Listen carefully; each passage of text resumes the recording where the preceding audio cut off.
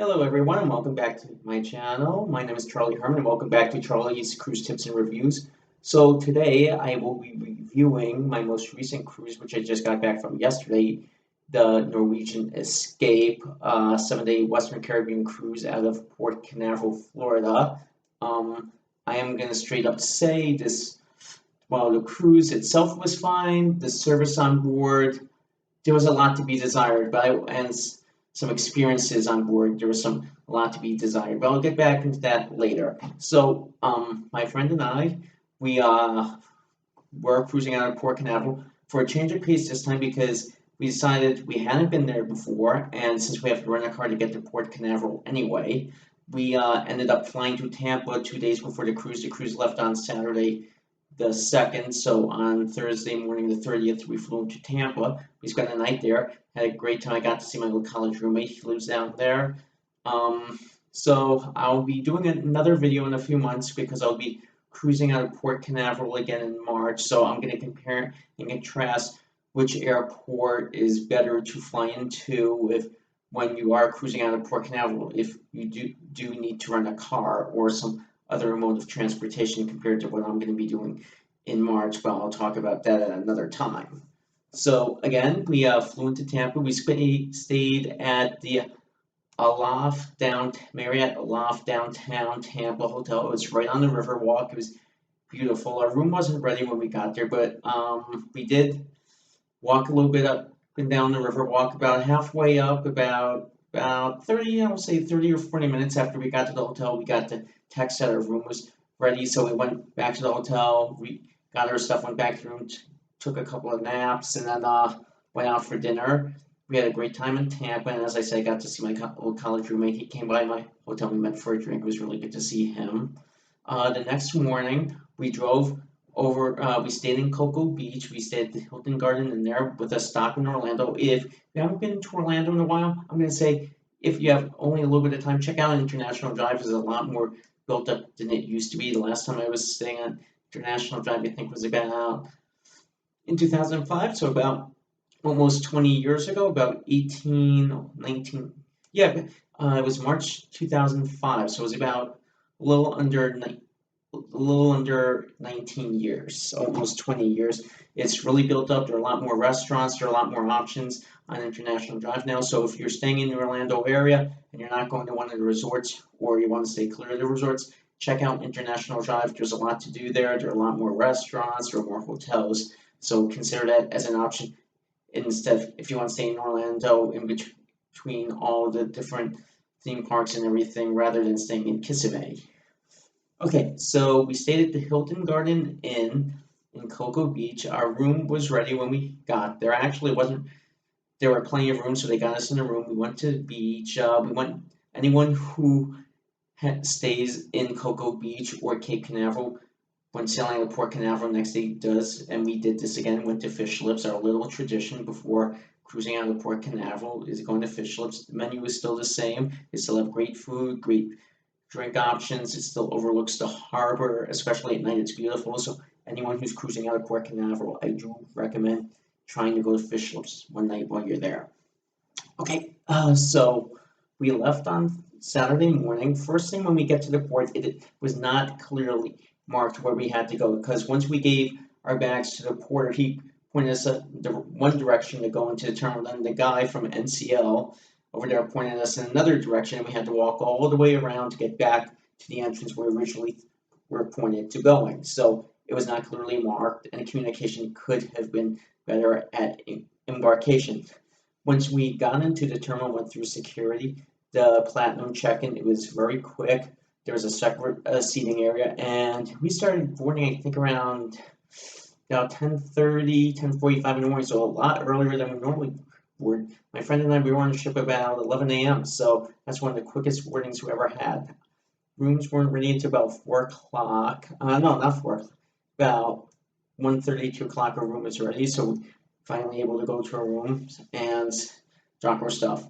Now, my friend and I stayed in an interior room on the ship, and just to let you know, if you're thinking about booking an interior room on the NCL Escape, just to let you know, they're tiny. They are probably some of the smallest interior rooms I've ever stayed in. So it's almost really made its interior room. It was built for people.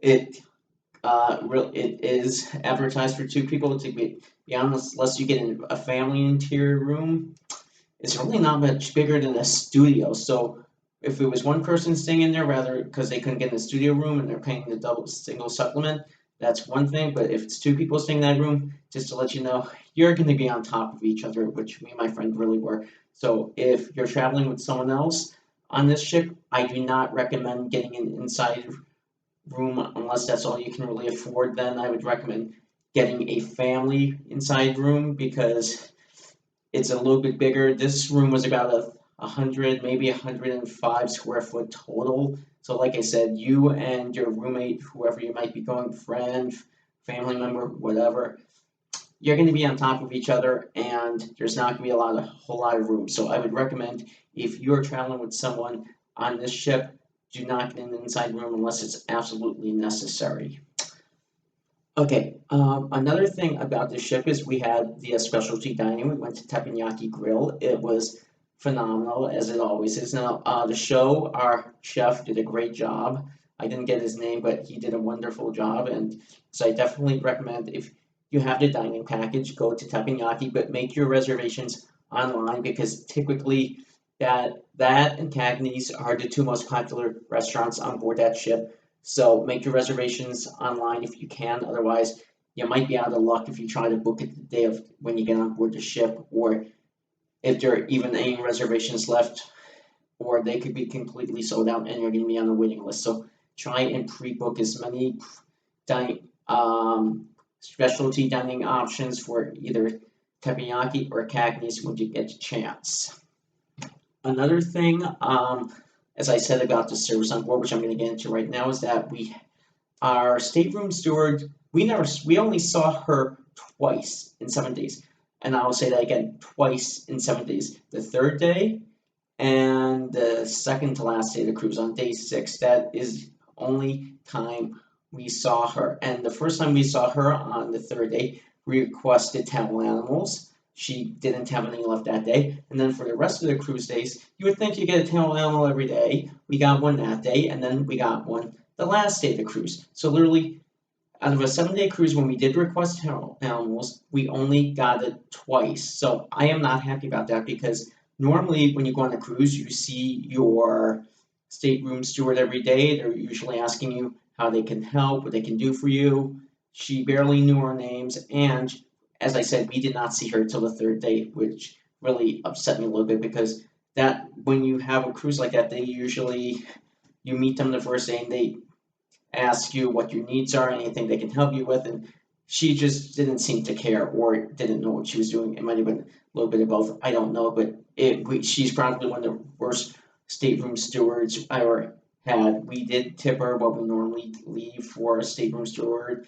Probably should have left less money than we did, but you know what? I'm not gonna not tip someone because of poor service. They do work hard, even though I don't think there was a lot to be desired there, and I really do not think she is a good stateroom steward, and I'm going to make that known when I get my survey from NCL.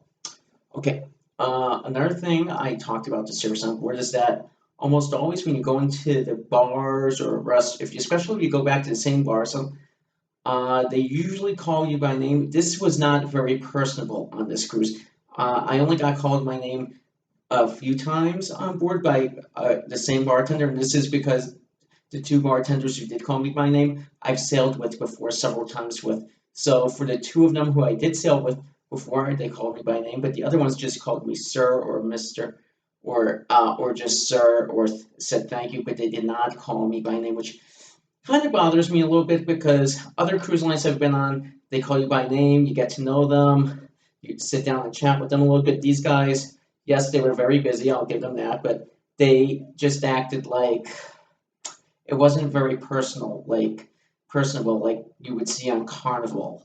So that's another thing that kind of bothered me a little bit is that I didn't feel the same, very personable, like that it was just that whole aspect of them calling you by name and giving you that respect or talking back and forth with you, just kind of it wasn't there, and it just didn't feel like I've had before on NCL, because on NCL that never used to be a problem. It used to be the service used to be a lot better, and everyone, if they you constantly went back to the same bar every night, they knew who you were. I mean, true, they did know what I liked. The two bartenders I had before on this cruise had special spicy chill. They know I like to drink, so when I ordered something different than what I normally drink, they had to look a shock on their face because I almost always get the same thing. But when I ordered something different, they were a bit surprised, but they just laughed. They still called me by name, and for them, I give two thumbs up too, because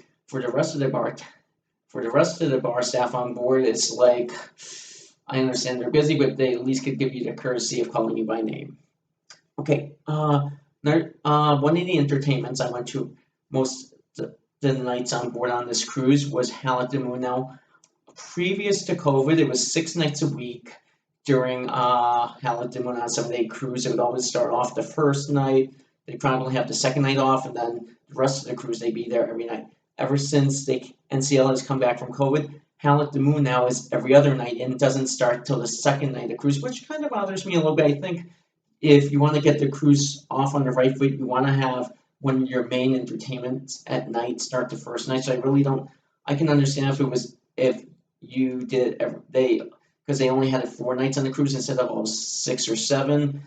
Have it the first night, then off the next night, then the third night, then off the fourth night, then the last 3 nights on board have it in a row, because obviously they want to do it the last night of the cruise to close out the cruise. So maybe if they would also skip it, say the second to last night, because that's the night of the glow party, it would make more sense. But I'm not the one who makes the schedule.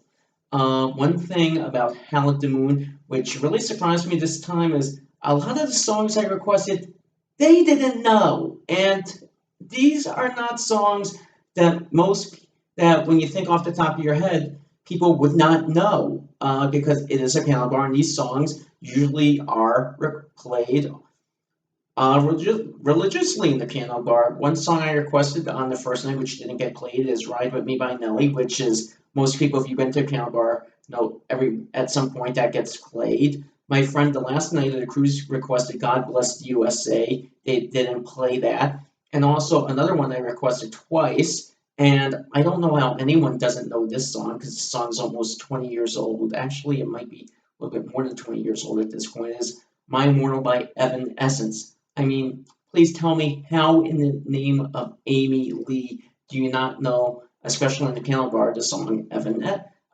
"My Immortal" by Evanescence? Because it is almost always played in the piano bar. So that just it doesn't make sense to me how that song was not played, or how none of the piano bar players knew that song. Okay, so getting off of the service on board, because I pretty much said my piece about it. And to be honest, like I said, there was a lot to be um, the service. There was a lot to be desired about on this cruise, but hopefully, my next NCL cruise in March, they step up the service, because otherwise, I'm really gonna take a bite out of there. You know what? In my next video review of it, if service doesn't get better on the next cruise. So we had 4 scheduled ports of call.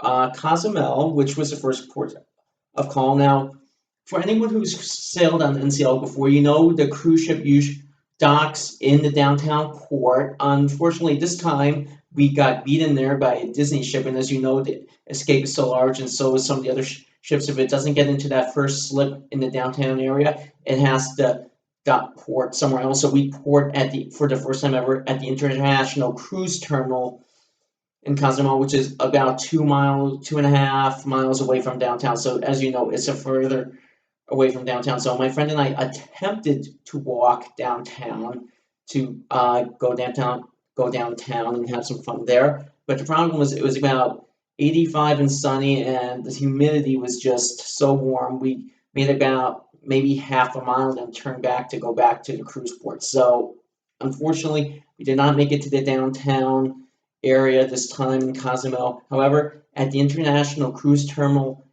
in Cozumel, they do have a Senior Frogs there and a Margaritaville there. So if you do go on a ship that ports there and you can't make it downtown, but you want to still go to one of those theme bars, they have both of them inside the International Cruise Terminal. Now, so this brings two. There are now two Margaritavilles. No, I'm sorry, one Margaritaville in Cozumel at the International Cruise Terminal, the Fat Tuesdays downtown, and then there are not one, not two, but three Senior Frogs now in Cozumel. One out across the street from the third port cruise port there, which is mainly for Carnival and Carnival brand ships. The one inside the International Cruise Terminal, and then the one downtown next to the mall, which is the main cruise port. So there are three Senior Frogs now in Cozumel. The one we were actually there on my birthday. We had a lot of fun. I'm not gonna discuss what happened there because I'm just not gonna go into that. But I will say we had fun. Next port of call we went to was Grand Cayman. Now Grand Cayman, sadly, the Margaritaville there has closed. Unfortunately, I was planning to finish off my little pub crawl at Margaritaville there, but unfortunately, the Margaritaville in Grand Cayman is now closed. I don't know what happened or why it closed, but it's not there anymore. So we ended up going to Sharky's. We did some duty-free shopping. We just walked up and down, did some duty-free shopping. All the prices are still pretty good in Grand Cayman, and then we ended up in Sharky's where they had a 5 for $20 special for beer. So we did that. Excuse me, I'm losing my voice here. The next port of call we were in was Ocho Rios, Jamaica. Here we did the reggae sail and party to Dunn's River Falls. Now my friend climbed the falls. Me, I did not. I just walked up the dry walk because of my knee and my little ear infection problem. So I didn't want to risk it and ruining the rest of the cruise. Even though I had my swim cap with me, decided not to do it. I walked up the dry walk, which was fun. On the way back from the falls, which is about a 45-minute sail. Well, it's about a 15-minute sail, but they make it 45 minutes because they sail around and then you have the little party. It's basically, in essence, a booze cruise. I'm going to just tell anyone, if you get the rum punch on there, it is good, but it is very strong. 1 will hit you, 2, you'll be very happy, and 3, you're going to be definitely feeling it. Anything more than 3, I'm just going to straight up say I was smart enough to stop at 3. Anyone who does more than 3, you might need help getting back to the cruise ship, but that's all I'm going to say because they were that strong. The rum punch, if you ever do the reggae sail in a catamaran in Ocho Rios to Dunn's River Falls, just to let you know, those things are strong if you get the rum punches. The last port of call we were supposed to go to was Great Stirrup Cay, which was the last day of the cruise. Now, the one thing is we never got to Great Stirrup Cay because on the night before, which was the glow party, you could feel the sea rocking. Like the sea was the Caribbean, the water, the sea, it was rocky even during the glow party at night. So we kind of had to figure we might have trouble getting into Great Stirrup Cay in the morning because it is a tender port. My friend and I, we have breakfast. We were going back to room, put our sunblock on and everything. And boom, we get an announcement from the captain saying, due to the deteriorating sea conditions, there's no way they'd be able to tender everyone in and everyone back out that afternoon, back to the ship. So they were skipping Great Stirrup Cay as a port of call, which, to be honest, I have no problem with. I've been there a few times. I feel bad for people who have not been there before, but at the same time, you have to put safeties first. So kudos to the captain for making that decision, putting safety first and not trying to get everyone there. Someone might get stranded and people miss their flights the next day because they're supposed to get in at 7 in the morning the next day. So good job by the captain making that hard call. I know it's hard for them, but he did what he had to do. Okay, so after that, the last night of the cruise, we did had the goodbye thing. Now, the solo travelers group I went to, I was not solo this time. I did go with a friend of mine, but I did go to the solo travelers gathering because I am still single. I went there. It was very cliquish. this time. Everyone had their own little group. Like after the first night, everyone just started sitting with their own little, making their own new friends.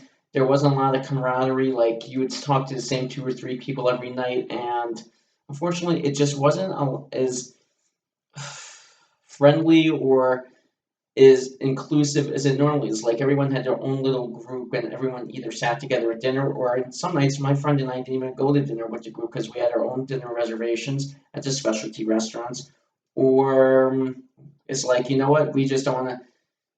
We didn't have a lot in common with the people there, so except for one or two people who actually talked to every night, we just did our own thing, and we would just meet for drinks after dinner. So that's another thing, is that the solo travelers gathering this time, it just it just wasn't as much fun or as good as it normally is. So I don't know if it was because of the type, because of everyone that was on board, or was larger than normal. Because this time, about when it first started, I had about 60 people the first night. By the end, the last night was probably down to 25 or 30 people, half its size. But still, it was a much larger group to begin with than normal. But at the same time, it just didn't seem as open and as friendly as everything as it normally is.